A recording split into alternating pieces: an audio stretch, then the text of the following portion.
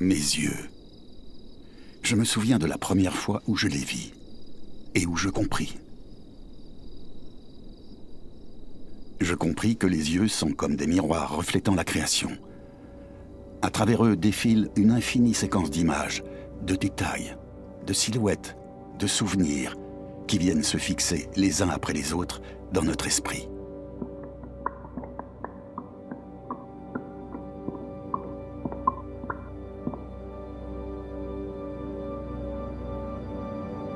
Dans le livre de notre mémoire, qui n'en finit jamais de s'écrire, l'imagination prend ce dont elle a besoin et, par un acte créatif, lui donne une nouvelle vie. Ainsi, de la cendre rejaillit le feu.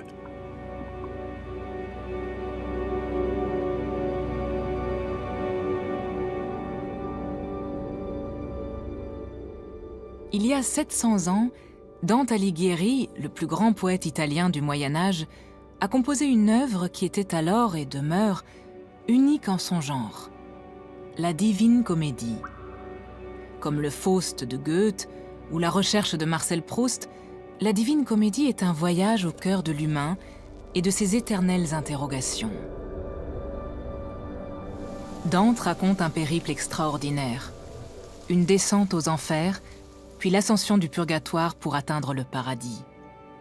Les visions qu'il décrit avec force détail proviennent toutes de sa propre existence.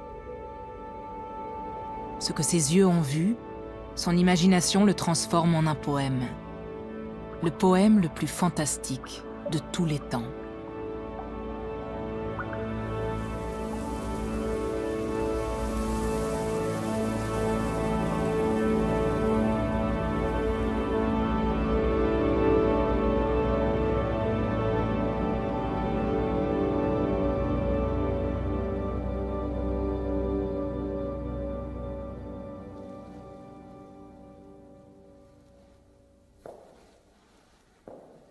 Cette histoire commence au tout début du XIVe siècle. Depuis des décennies, la Toscane est en proie à la guerre civile. Florence, Arezzo, Sienne, Pise se divisent entre les Guelfes, partisans du pape, et les Gibelins, partisans du Saint-Empire. Durant cette guerre dévastatrice, les rivières se teintent de rouge sang. À ce moment précis de l'histoire, ce sont les Guelfes qui ont le pouvoir à Florence, mais eux aussi se divisent en deux factions rivales, les Blancs et les Noirs, qui se détestent et se livrent bataille à l'intérieur comme à l'extérieur des murs de la cité toscane.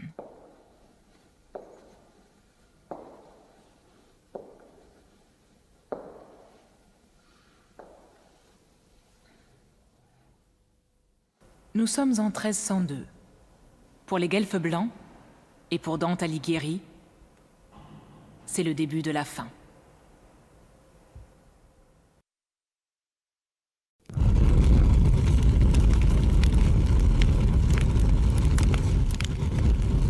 Escroquerie, parjure, extorsion et pédérastie. Tels étaient les chefs d'accusation contre moi. Je fus privé de tout bien et chassé de ma propre ville. Florence, qui m'avait enfanté et nourri, et où je n'ai jamais pu retourner, sous peine de mourir sur le bûcher.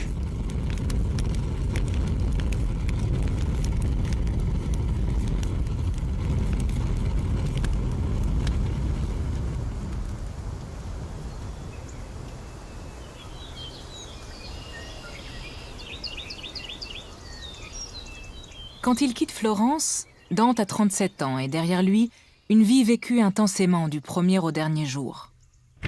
Lui, qui très jeune a été orphelin, s'est marié et a eu 3 enfants. Il a étudié, s'est engagé dans la vie militaire, a mené une activité politique. Mais c'est son œuvre de poète qui déjà l'a fait connaître au-delà de la Toscane.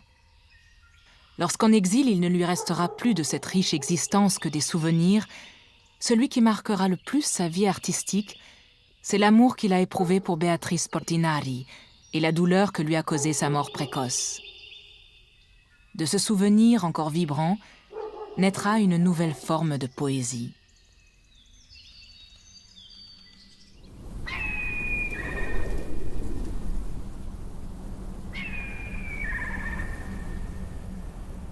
En vérité, j'ai été poussé comme un navire sans voile et sans gouvernail, emporté vers divers ports, rivages et estuaires, par le vent desséchant que souffle l'amère pauvreté. Je cherchais refuge sur les hauteurs, entre les collines toscanes et romagnoles, là où règnent les seigneurs de ces terres, nichés dans leurs châteaux. Je fus accueilli par les Guidi, les Ordelaffi, les Malaspina. Et pourtant, aujourd'hui encore, aucun lieu au monde ne m'est plus cher que Florence.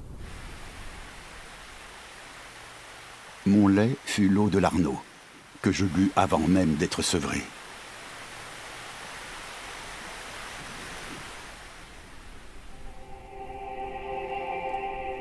Cette ville, avec son baptistère, est la bergerie où dormit l'agneau que j'étais.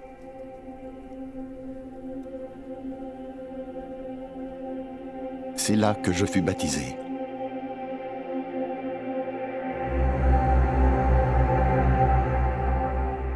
C'est là que mes yeux virent pour la première fois la gloire de Dieu et la honte de l'enfer.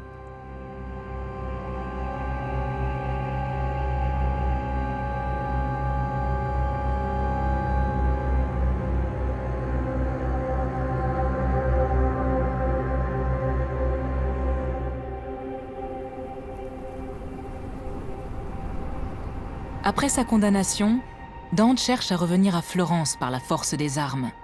Il s'allie avec ses ennemis d'autrefois, les Gibelins, et avec les exilés de son camp. Mais chacune de ses tentatives échoue. Alors bientôt, il décide d'abandonner ses alliés et de faire son seul parti de lui-même. Nous sommes en 1304. Dante s'attelle à l'écriture du Banquet, une œuvre qui parle de science et de philosophie. Il la rédige en langue vulgaire, celle qu'emploient les gens au quotidien. Il comprend que c'est là, et non dans le latin des érudits, que réside l'avenir de sa poésie.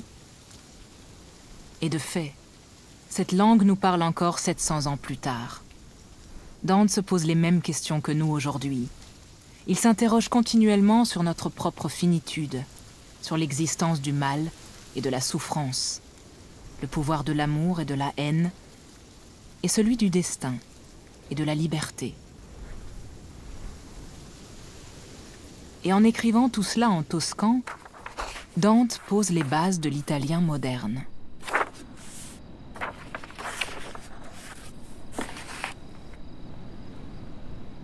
Au commencement était le Verbe, et le Verbe composa le livre de l'univers. Car Dieu attribua un nom à toutes les choses, et ainsi leur donna vie.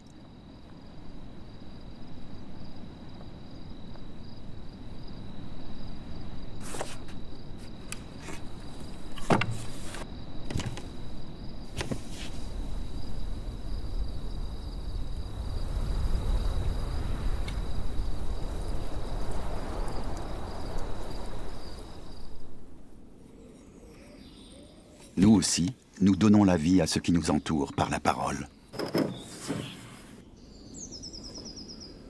Car les mots définissent, distinguent, clarifient.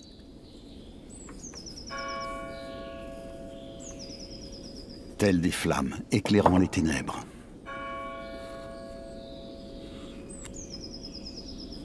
Quand j'écris, je ne m'intéresse pas à une feuille, mais à 7 feuilles.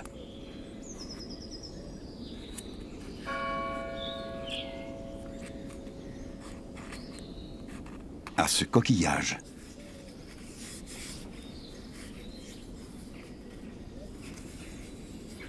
À cet homme.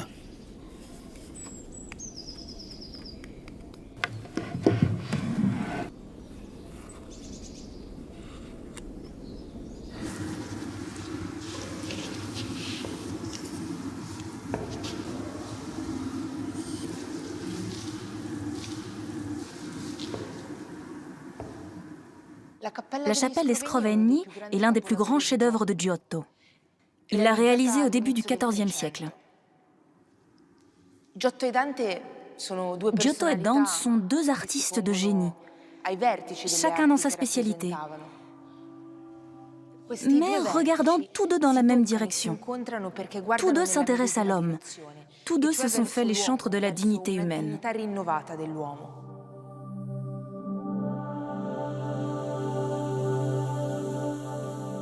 Giotto construit sa peinture tout entière à partir des personnages représentés par des corps solides, concrets, occupant une place bien précise dans l'espace.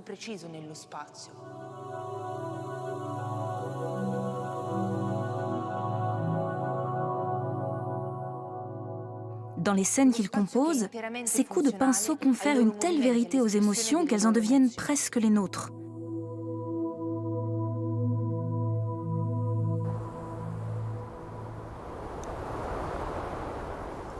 Le peintre imite la nature, et plus il s'en approche, plus sa peinture est fidèle.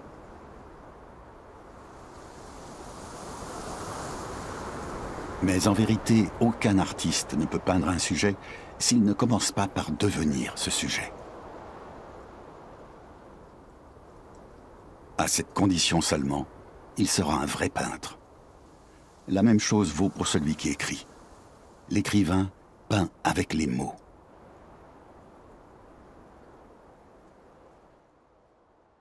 Dante, comme Giotto, savent que la réalité terrestre n'est pas la seule qui existe. Il en est une autre plus vraie, la réalité céleste qui commencera avec le jugement dernier.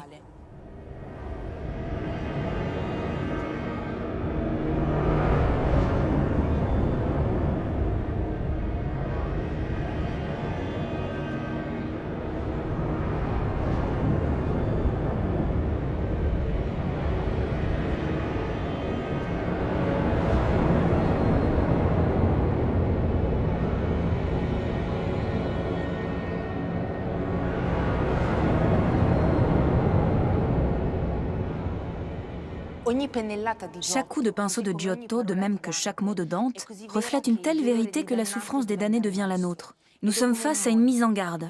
Ils nous avertissent que la vie terrestre n'est qu'un chemin vers le salut ou la damnation.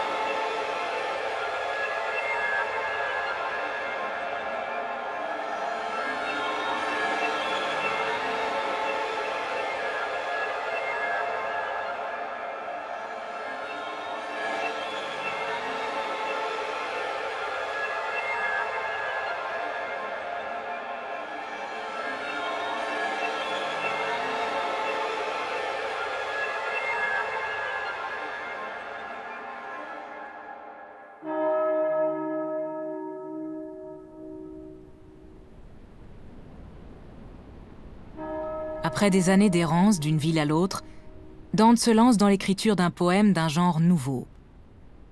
La Divine Comédie, ou le périple que le poète entreprend de son vivant, traversant l'enfer et le purgatoire jusqu'au paradis, pour arriver à la vision de Dieu. Ce voyage est le parcours symbolique d'une âme, de la damnation au salut. L'enfer s'apparente à un gigantesque abîme, qui se resserre de plus en plus à mesure que l'on s'approche du centre de la Terre. Il est organisé en 9 niveaux, 9 cercles, où les damnés sont classés par ordre de vice, le plus grave étant au plus bas de l'entonnoir infernal. Entre les luxurieux et les traîtres, il y a les gourmands, les hérétiques, les suicidés, les voleurs, les assassins. Dante affronte les occupants de l'enfer avec indignation et colère, mais il ne manque pas de leur témoigner une douloureuse empathie, notamment à ceux qui sont là pour avoir été, comme lui, dévorés par la passion.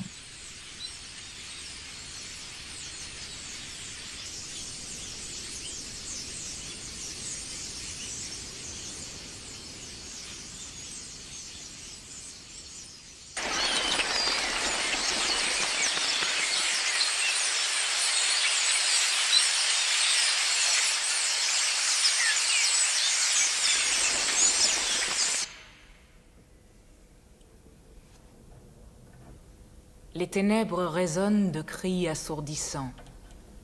Des cohortes d'âmes, telles des nuées d'oiseaux, luttent contre le vent qui les emporte dans un tourbillon incessant. C'est le châtiment des coupables de luxure qui, de leur vivant, ont succombé à la passion. Ce qui consume Paolo et Francesca, ce n'est pas la passion.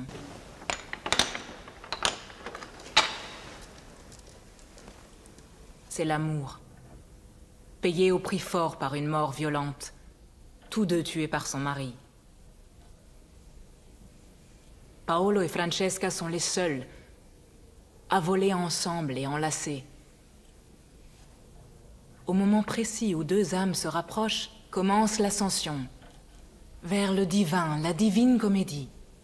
Dante révolutionne la poésie en mettant en scène des personnages réels, avec un nom, une histoire. Des personnages comme nous. Et qui plus est, il fait parler une femme. Dante vit intensément les sentiments de Francesca. Il est Francesca. C'est par elle qu'il apprend le seul point. Le moment précis où son amour s'est révélé. Francesca raconte qu'elle est toute seule avec Paolo en pleine lecture du roman de Lancelot et Guenièvre au moment décisif du baiser entre le chevalier et l'épouse d'Arthur.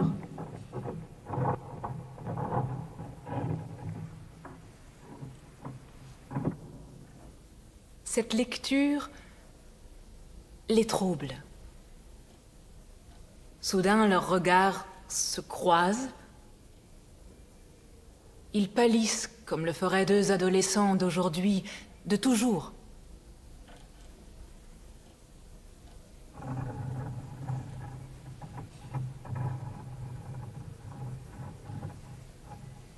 À la lecture de ce passage, tout se révèle à eux. Et Dante, semblable à un réalisateur de cinéma, se met à resserrer le cadre sur un détail, sur quelques mots.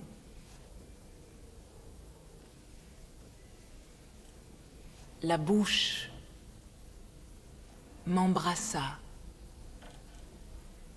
tout tremblant.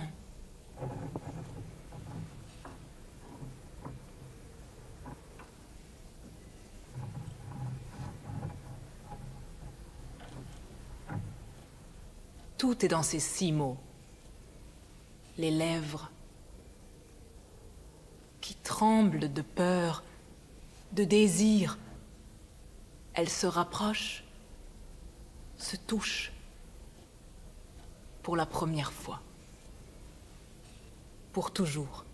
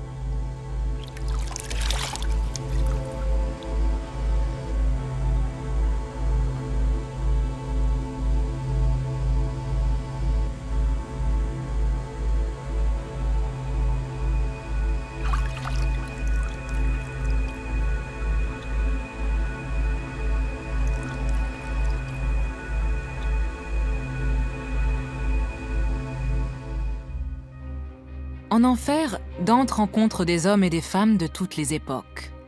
De simples mortels, comme des héros de la mythologie, tels qu'Ulysse, ou de grands personnages de l'Antiquité et des Écritures, comme Jules César, le traître Judas Iscariote. Mais surtout ses contemporains, des condottieri sanguinaires, des religieux avides et sans scrupules, des politiciens corrompus, dont les actes de leur vivant ont été guidés par la soif de pouvoir et de richesse, par la violence et la traîtrise. Abus de pouvoir, corruption, avidité et mégalomanie, autant de sujets qui de nos jours sont encore d'actualité. J'avais 24 ans quand je connus la violence et le sang. J'ai encore cette image imprégnée dans la rétine.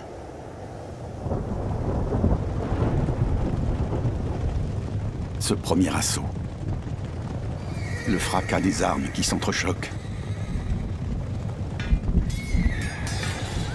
La peur des chevaux et des hommes.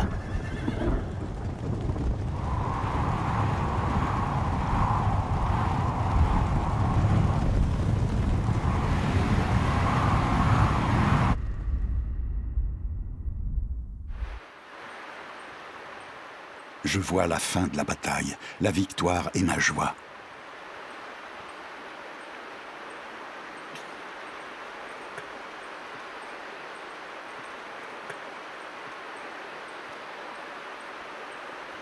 Je vois mon ennemi mis en pièces.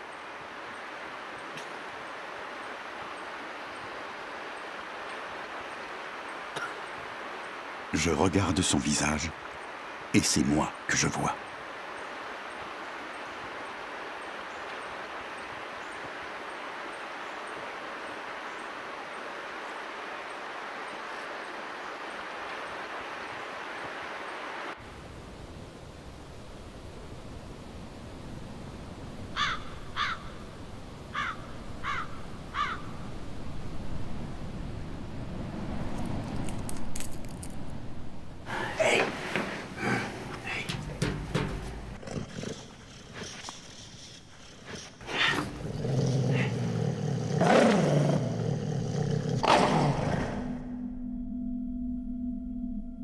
Dante est arrivé au plus profond de l'enfer. Un enfer gelé, fait de glace. Et là, il rencontre Ugolin de la Gherardesca.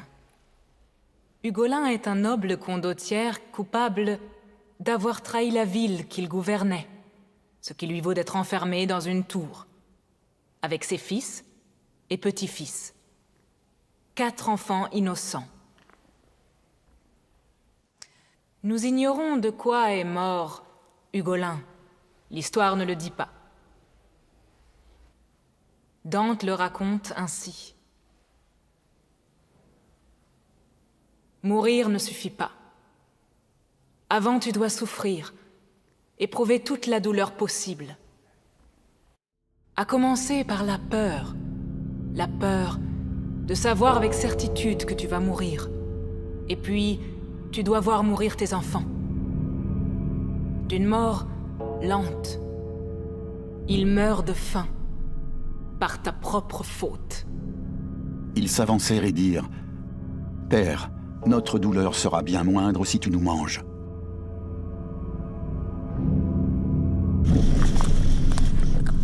Tu nous as revêtus de ces misérables chairs, dépouille-nous-en. Ton tour approche. Mais d'abord, tu dois te défaire de toute humanité. Tu dois renoncer à tout instinct paternel. Tu dois devenir comme la chienne qui mange ses petits pour assouvir sa faim.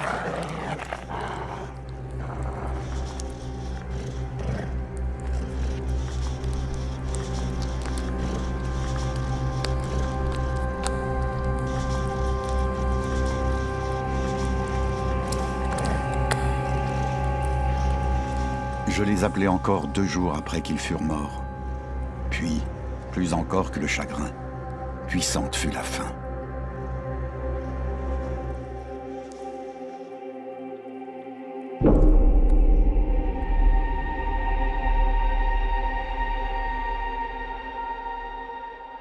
Dante nous prend par la main et nous entraîne de force vers l'hallucinant abysse du mal. Les tréfonds obscurs de l'homme. L'enfer n'est pas ailleurs, ni fait de démons et de flammes. Il est ici, maintenant, dans cette vie.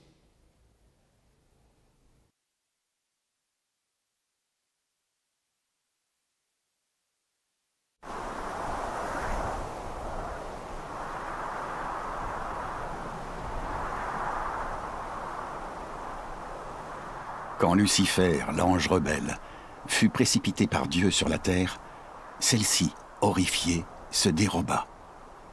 Et ainsi s'ouvrit le gouffre abyssal de l'enfer.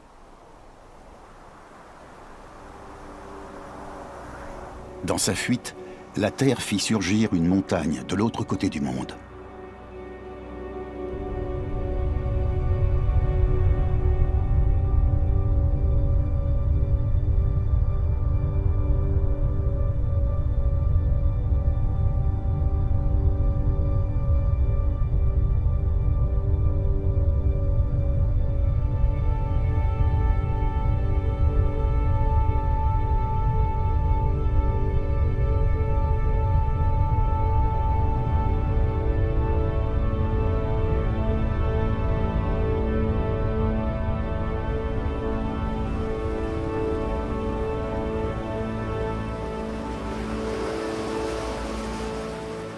Une fois sorti des ténèbres de l'enfer, Dante retrouve la lumière du jour qui pointe à l'horizon. Il est sur une île, au milieu de la mer, au pied d'un mont colossal, le Purgatoire.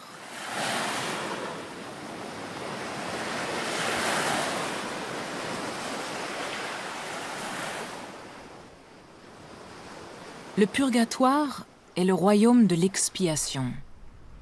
Entre enfer et paradis, c'est là qu'arrivent les âmes de ceux qui, même s'ils méritent le salut, doivent au préalable se purifier, se dépouiller de l'écorce qui empêche Dieu de pénétrer jusqu'à eux. C'est alors seulement qu'ils pourront accéder à la béatitude éternelle du paradis. Les flancs accidentés du purgatoire sont sillonnés par 7 chemins circulaires creusés dans la roche. Chacun est consacré à l'expiation d'un péché. Orgueil, envie, colère, paresse, avarice, gourmandise, luxure. 7 cercles pour les 7 péchés capitaux. C'est ainsi que Dante voit le purgatoire.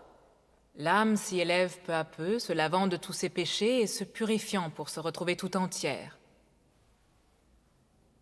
Dans le premier cercle, celui des orgueilleux, Dante rencontre un artiste, Oderisi da Gubbio, le plus grand enlumineur de son époque. Pourtant, malgré cette consécration, il a passé le reste de sa vie à vouloir rendre sa gloire inégalable et éternelle. Mais son nom se dissipe comme de la fumée dans le vent. Les hommes sont impuissants face au temps. Que l'on meure jeune ou vieux, peu importe, face à l'éternité. Nos actes ici-bas ne restent pas. Mais pour Dante, tout ce que nous faisons nous suivra jusque dans la mort. Ne serait-ce que parce que nos agissements seront jugés. Et son poème, cette quête de la connaissance, ce cri prophétique, cet acte de foi, restera dans le temps. Certes, nous devons résister à la tentation de courir après les ovations et la reconnaissance, vanité qui a toujours accompagné l'homme. Dante nous rappelle ce que nous sommes. Nous sommes des vers, des créatures imparfaites, qui ne peuvent qu'espérer se transformer un jour en angéliques papillons. Au-dessus de nos têtes inclinées à vérifier obsessionnellement si quelqu'un nous a écrit, nous a répondu, nous lit, nous suit, nous aime. Dante libère des milliers de papillons.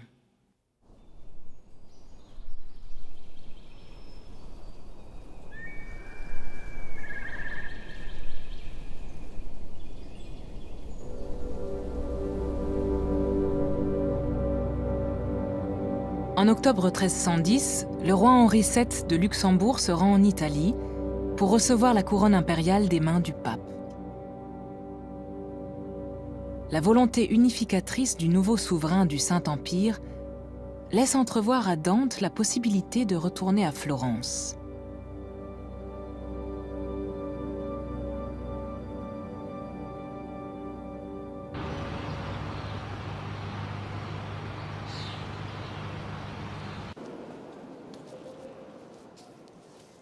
En ces années de changement de politique potentiellement favorable, le roi Henri VII laisse espérer à Dante un retour à Florence. Et au même moment, Giovanni Pisano achève ce chef-d'œuvre, la chaire de la cathédrale de Pise.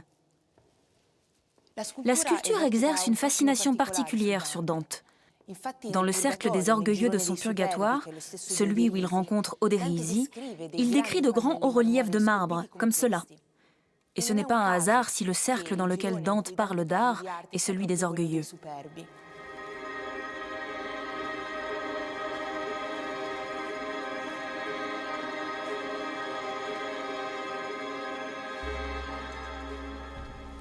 Quand il réalise cette chaire, Giovanni Pisano est le sculpteur le plus célèbre et le plus recherché du moment. Pourtant, cette reconnaissance ne lui suffit pas. Cet homme tourmenté ne se sent jamais apprécié à sa juste valeur et se croit destiné à quelque chose de plus grand, comme Dante qui imagine un voyage extraordinaire, un périple dans l'au-delà tel un prophète. Ce sentiment de supériorité caractérisera l'œuvre des deux artistes.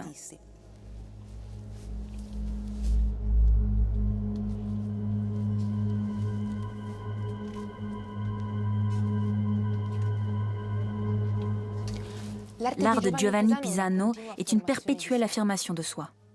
Les corps qui s'entassent sur ces panneaux semblent vouloir fuir, s'extirper de là où on les a cantonnés. Comme les personnages dantesques, ils expriment des émotions, affichent une sensibilité exacerbée et semblent en proie à une lutte intérieure qui est celle de leur auteur, de leur créateur.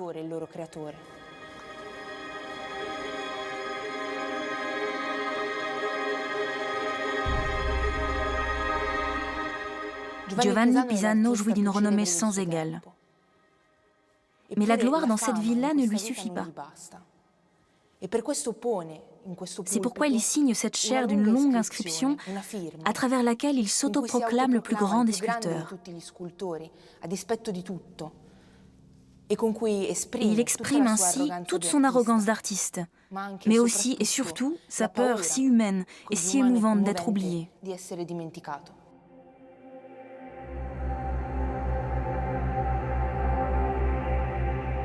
En 1312, Henri VII est sacré empereur du Saint-Empire romain germanique. Mais il manquera de temps pour marquer son époque. Il meurt un an plus tard, peu après avoir quitté Rome.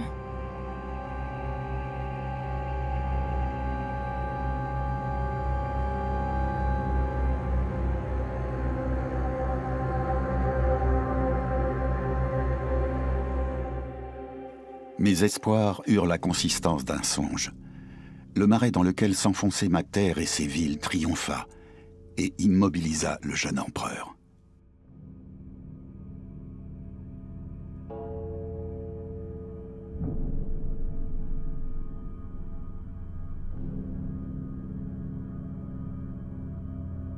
La malaria fit le reste. De lui, comme de mon rêve, ne resta qu'une tombe.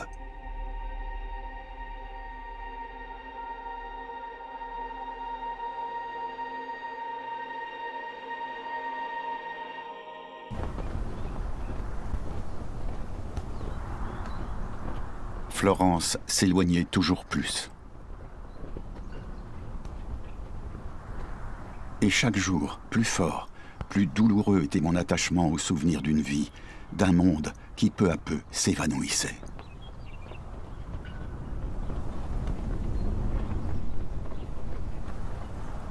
Mon poème se ressentait de tout cela, de toute cette mélancolie que j'éprouvais alors. Et surtout, de la mort d'amis et de maîtres.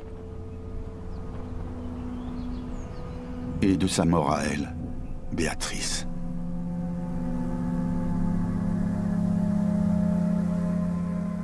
Ce jour-là, j'eus une vision.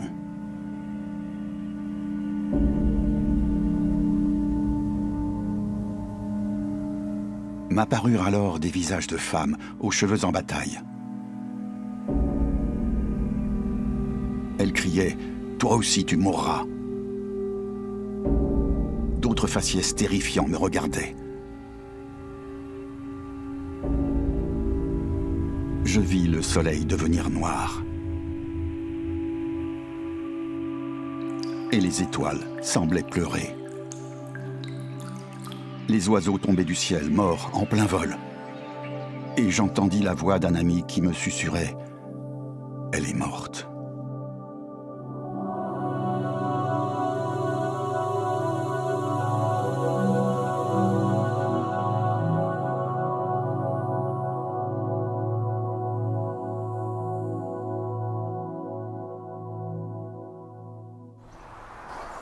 Beatrice Portinari vient d'une grande famille florentine. Dante la rencontre alors qu'ils ont tous les deux 9 ans, et il en tombe immédiatement amoureux.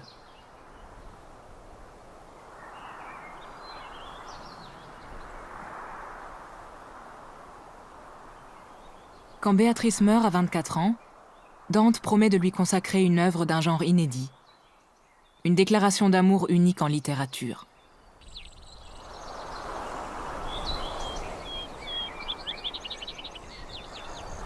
Au sommet du mont du Purgatoire se trouve un bois où souffle une légère brise et où résonne le chant des oiseaux. C'est le paradis terrestre, le jardin d'Éden où habitaient Adam et Ève.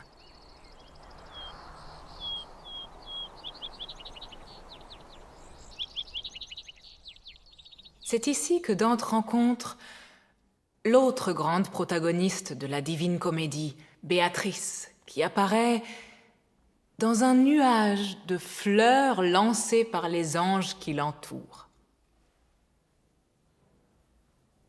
La mort de Béatrice avait été un choc terrible pour Dante. Et là, pour la première fois, enfin ils se retrouvent. Mais elle lui fait une scène de jalousie pleine de reproches, de déception. Mais que fais-tu là ? Pourquoi as-tu commis cette trahison ? J'étais la plus belle.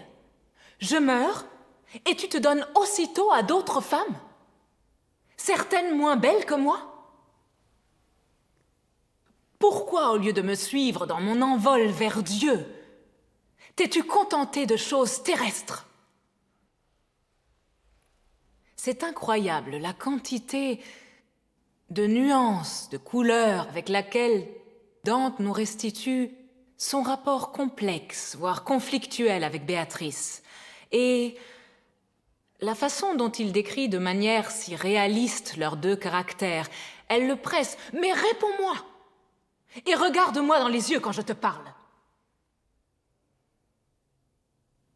Et lui est mortifié et ne réussit même pas à la regarder. Il a les yeux baissés, la gorge nouée. Et lorsqu'il trouve finalement la force de lever les yeux, il voit quelque chose qu'il n'aurait pu imaginer. Les anges ont arrêté de lancer toutes ces fleurs. Et Béatrice est d'une beauté fulgurante. Parce que, à ce moment-là, elle est face à Dieu. Et à cet instant même, Dante comprend ce que signifie tourner son regard vers le monde ou le tourner vers Dieu. C'est à cet instant précis que Dante accède au salut.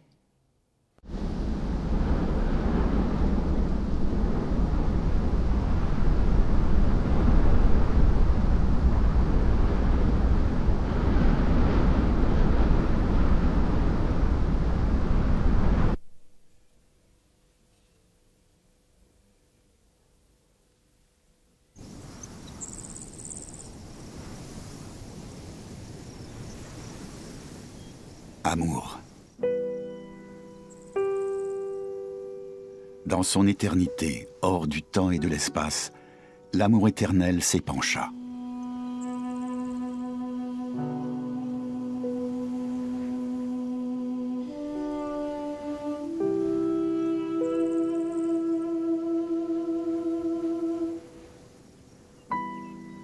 Il créa l'univers.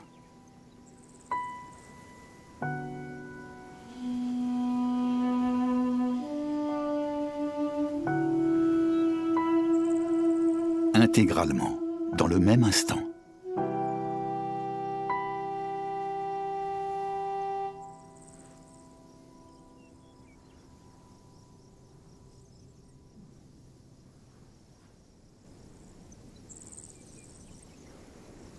L'amour et la lumière sont les forces qui gouvernent le paradis et lient les âmes des bienheureux à Dieu. Le paradis de Dante se compose de 9 sphères concentriques. Il y a d'abord les 7 cieux des planètes, qui à l'époque sont pour le poète la Lune, Mercure, Vénus, le Soleil, Mars, Jupiter et Saturne. Dante y rencontre les âmes de nombreux saints. Dans chaque ciel, leurs caractéristiques changent. Ici, ce sont des combattants de la foi, là des théologiens, plus loin des contemplatifs. Mais tous sont unis par l'amour. L'un après l'autre, ils conduisent le poète peu à peu à la béatitude.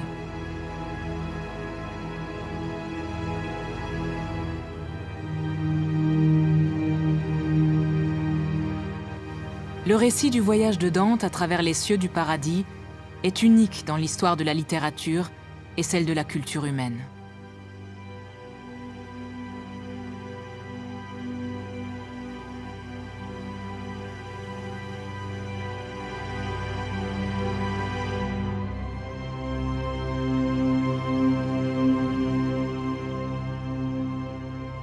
Dépasser les limites de l'humain tout en restant un homme. Les yeux de Béatrice sourient, de plus en plus radieux. Je fixe mes yeux dans les siens et je sens que mon corps se transforme. Je peux me mouvoir dans l'espace comme un éclair qui ne connaît pas le temps. Je suis un rayon de lumière qui pénètre dans l'eau. Je suis le soleil qui traverse les vitraux.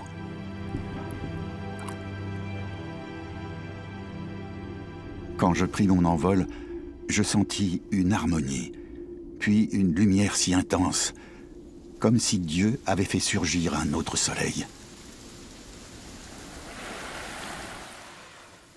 Et je vis l'immense, l'infini, mère de l'être.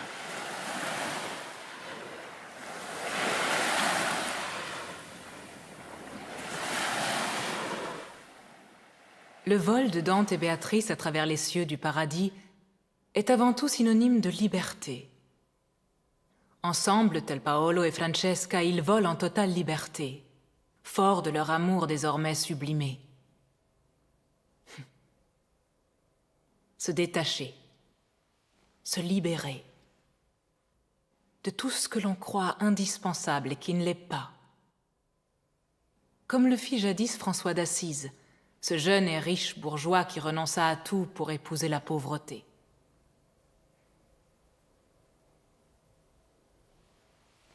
À travers cette image percutante, Dante dénonce implicitement les péchés d'une église cupide et corrompue, l'église de son temps. Ceux qui décident de suivre les pas de François d'Assise, Dante les dépeint accomplissant ce geste symbolique. C'est le moment où ils enlèvent leurs chaussures pour marcher pieds nus, pour se libérer de tout. Choisir de se faire petit, d'avancer nu, d'être le dernier parmi les derniers. Alors, on peut se changer soi-même et ceux qui nous entourent. Et François y parvient. Pour la première fois depuis la venue du Christ, le François de Dante démontre que l'homme peut changer le monde et son ordre préétabli.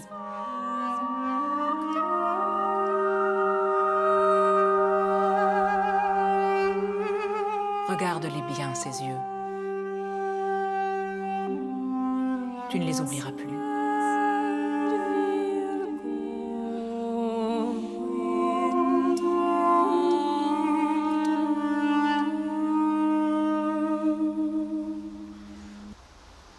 Les bienheureux se meuvent autour de moi comme autant de miroirs dorés, des étincelles de feu, une rivière de lumière.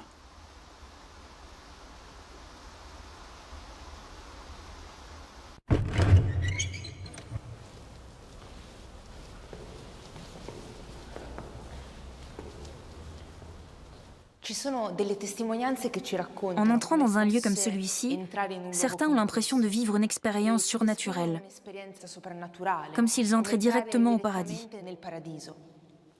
Dans la Divine Comédie, Dante mentionne de nombreux arts comme la peinture, la sculpture, l'orfèvrerie, mais n'évoque à aucun moment la mosaïque. Il est très probable qu'il ait eu l'occasion de voir ces mosaïques et de s'interroger sur cette technique artistique et sa raison d'être.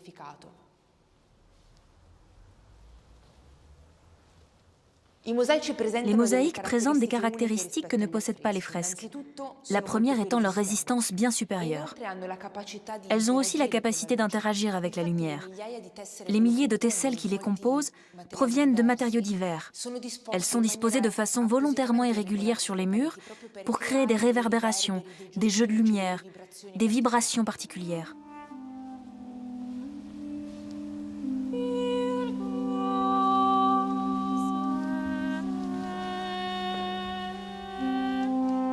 De plus, ces milliers de tesselles ne prennent tout leur sens que lorsqu'on les observe à une certaine distance.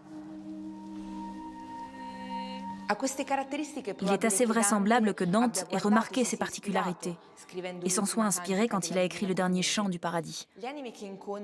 Les âmes qu'il y rencontre peuvent être considérées comme les tesselles d'une mosaïque. Chacune d'entre elles a une individualité propre et chacune interagit de façon différente avec la lumière divine.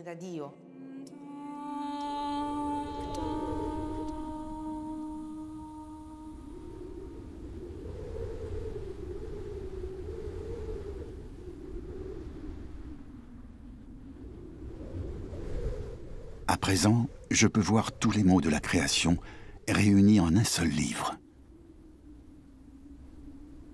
À présent, je suis prêt à voir Dieu. Tout est sur le point de s'accomplir.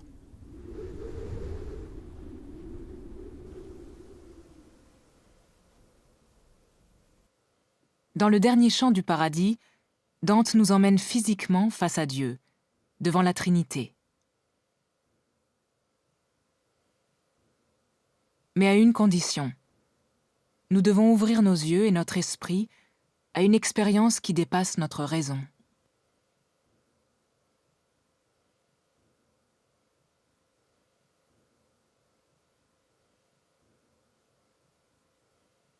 La Trinité est vue comme 3 cercles, égaux et concentriques.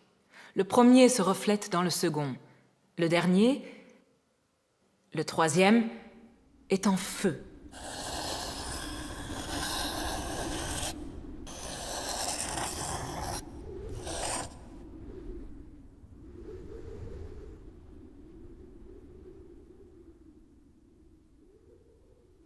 Dans cette vision qui déjà défie notre intelligence, Dante entrevoit l'image d'un homme et reste stupéfait lorsqu'il comprend qu'il est face à l'incarnation de Dieu. Dans ce moment d'hébétude, une lumière fulgurante explose, faisant s'évanouir tout questionnement. Tous les désirs, toute la volonté du poète se mettent alors à l'unisson avec l'univers.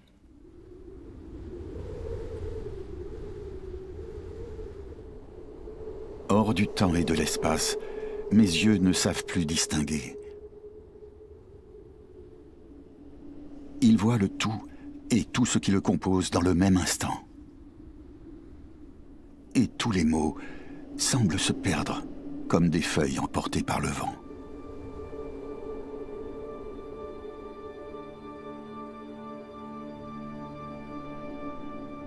Fermez les yeux et les rouvrir pour arriver à voir ce que voit Dieu, pour comprendre la vérité de toute chose. Les yeux de Dante, les yeux de l'homme, nos yeux, deviennent les yeux de Dieu.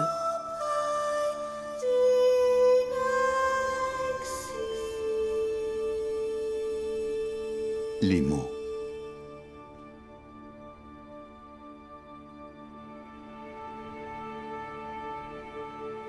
Les choses.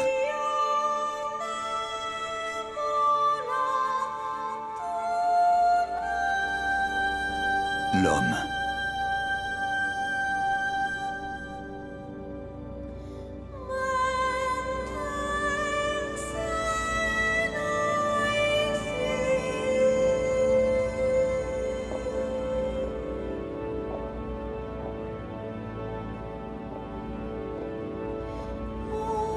Tout est accompli.